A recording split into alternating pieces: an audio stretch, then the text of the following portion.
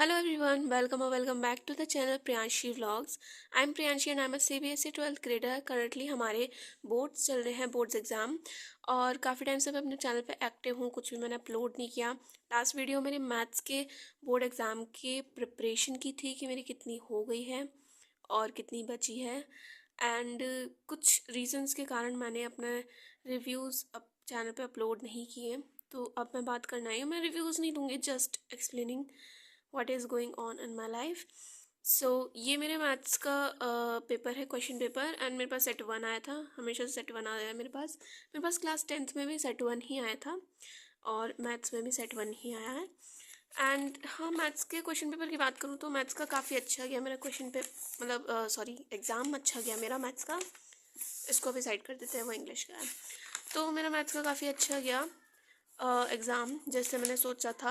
हाँ, टफ़ था, कैलकुलस मेरे को थोड़ा टफ़ लगी भाई, बट जो बाकी का पोर्शन था वो अच्छा आया था।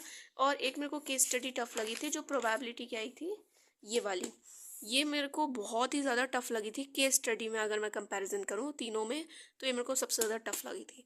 खैर चलो, जो हो गया उसके बारे में बात नहीं करते हैं। और हाँ, इंग्लिश का बता देती हूँ। इंग्लिश के में भी मेरे पास सेट वन आया था और इंग्लिश का मेरा बहुत ही अच्छा गया, मतलब सभी, अगर मैं अभी तो मेरा एक एग्ज़ाम बचा है, बाकी जितने भी मेरे हो चुके हैं उनमें अगर कंपेयर करूँ तो इंग्लिश का मेरा बहुत ही अच्छा गया। लेंथी था बट मॉडरेट था, मतलब बहुत ही अच्छा गया, बस मैं इतना ही बोलूँगी इसके बारे में तो। और लेकिन ये एक ऐसा पहला पेपर है मेरा क्लास 12th का जिसमें मैंने कुछ भी चेक नहीं किया जब मैं देकर आई पेपर, बिकॉज मेरे को चेक नहीं करना था भाई। फिर वो टेंशन हो जाती है कि पता नहीं, अरे इसमें ये गलत हो गया, या पता चलता है ना फिर ये गलत हो गया ये सही हो गया, मेरे को चेक ही नहीं करना है। जब रिजल्ट आएगा अपने आप पता चलेगा। तो अब मैं बात करती हूँ कि मेरा लास्ट बोर्ड एग्ज़ाम जो है वो है मेरा आईपी का 25 तारीख को, और आज है 20 तारीख, तो मतलब मेरे पास 4 दिन है। और ये मेरी एनसीईआरटी की बुक है आईपी की, जिसमें से मैं बता देती हूँ कि मेरा कितना हो गया है और कितना बचा है। तो मेरा चैप्टर वन हो गया है बहुत टाइम का, चैप्टर टू भी हो गया है, चैप्टर ये थ्री मेरा बचा है, एंड मैं अभी यहाँ पे पहुँची हूँ 3.4 पे, अभी मेरा ये सारे बचे हैं। और ये मेरा कंप्लीट हो गया, बस इसमें मुझे एक बार क्वेश्चन प्रैक्टिस करनी है जो है। और ये वाले दो चैप्टर मतलब मैंने वैसे तो पढ़ लिए हैं, 2-3 बार पढ़ लिए मैंने इनको, बट मेरे को बस याद करना है, थोड़े से चीज़ें मेरे को याद नहीं हो रही है, तो मैंने सोचा था कि लास्ट टाइम पे इसको याद करूँगी क्योंकि वो ज़्यादा देर तक याद नहीं रहेगा।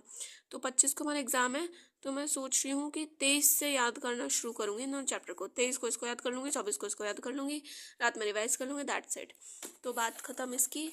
एंड हाँ, मैं एनसीईआरटी से भी पढ़ रही हूँ और मेरे पास आईपी की ये बुक भी है, which is Sumita Arora informatics practices, और ये बहुत ही बढ़िया है। मतलब मैं इससे पढ़ तो नहीं रही हूँ, पढ़ मैं एनसीईआरटी से रही हूँ, इससे मैं क्वेश्चन प्रैक्टिस कर रही हूँ बेसिकली।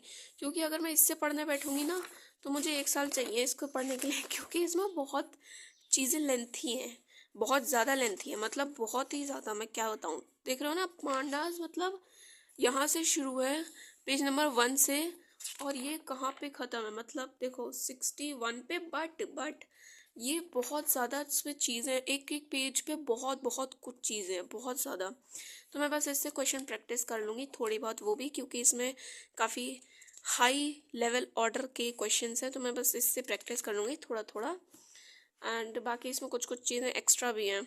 और एसक्यूएल के मेरे को जो भी रिवीजन करना था वो मैंने यहाँ से कर लिया, माई एसक्यूएल टूअर रिविजन टूअर जो था इसमें, तो मैंने यहाँ से इसको रिवाइज कर लिया। ऑल्टर की कमांड्स जो थी, मॉडिफाई की जो कमांड्स थी, और एडिशन कैसे करना है किसी भी चीज़ का, डेटा फ्रेम में कैसे एडिशन करना है, डिलीट करना है, कैसे कैसे चीज़ें करनी है, तो वो सब मैंने इससे अच्छे से कर लिया। इसमें क्वेश्चन बहुत अच्छे दे रखे हैं। मैं कुछ दिखाऊं क्वेश्चंस, तो देखो इसमें क्वेश्चन बहुत अच्छे दे रखे हैं, मतलब बहुत ही अच्छे। मैं क्या बताऊँ, इसमें मैंने ये वाला क्वेश्चन किया था, कंसिडर द फॉलोइंग करके जो है। एक मैंने ये वाला भी क्वेश्चन किया था, क्योंकि इस टाइप के क्वेश्चंस आ सकते हैं कि ये क्वेश्चन, मतलब ये जो कोड दे रखा है इसमें क्या हो रहा है, तो मेरे को अच्छा लगा ये क्वेश्चन। और बाकी इसमें बहुत ही अच्छे क्वेश्चन दे रखे हैं, और मतलब ये प्रैक्टिकल क्वेश्चंस भी दे रखे हैं इसमें, और ये सारे प्रैक्टिकल क्वेश्चंस हैं। इसके बाद ये गाइडलाइंस टू एनसीईआरटी भी आ जाता है, एनसीईआरटी के जो क्वेश्चन हैं उनको भी हम यहाँ से देख सकते हैं कि एक्चुअली में उसमें हुआ क्या अगर नहीं आता है तो। फिर टाइप ए भी है, टाइप बी भी है, टाइप सी भी है, which is very short and long. So ये तो मेरी इन्फॉर्मेटिक प्रैक्टिस की जो थी वो मेरी तैयारी है, और कितनी रह गई है वो भी है। चैप्टर 1 से जो भी कमांड्स थी हमारे, बिकॉज चैप्टर 1 बहुत इजी है, उसमें जस्ट थोड़े बहुत कमांड्स हैं और एसक्यूएल है, तो एसक्यूएल तो मेरे को बहुत अच्छे से आता है। ऑनेस्टली कहूँ तो एसक्यूएल मेरा फेवरेट है, इसलिए वो मुझे बहुत अच्छे से आता है, तो मुझे उसमें कोई इतना वो नहीं है कि अरे मेरे को ये भी पढ़ना है, ये भी पढ़ना है। तो बस जो अभी 12th की जो बुक में दे रखे हैं कमांड्स एसक्यूएल वाले चैप्टर में, चैप्टर 1 में, तो बेसिकली मैंने उसको इस कॉपी पे पूरे पेज पे लिख लिया है।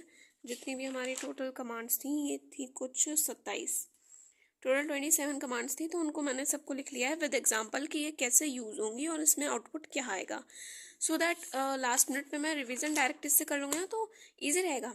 ये 2-3 पेज ज़्यादा अच्छे रहेंगे, या फिर वो पूरे चैप्टर में से मैं ढूंढती फिरूंगी कि वो कमांड कहाँ गई, वो कमांड कहाँ गई, और उस पर भी रह गई तो प्रॉब्लम होगी। तो इसलिए मैंने इसको ईजी करने के लिए यहाँ पर लिख लिया। और फिर बाकी के 5 चैप्टर बचेंगे, जिसमें से 2 तो हमारे थ्योरी के हैं, और फिर बचेंगे 3 chapter, pandas 1, pandas 2 and matplotlib.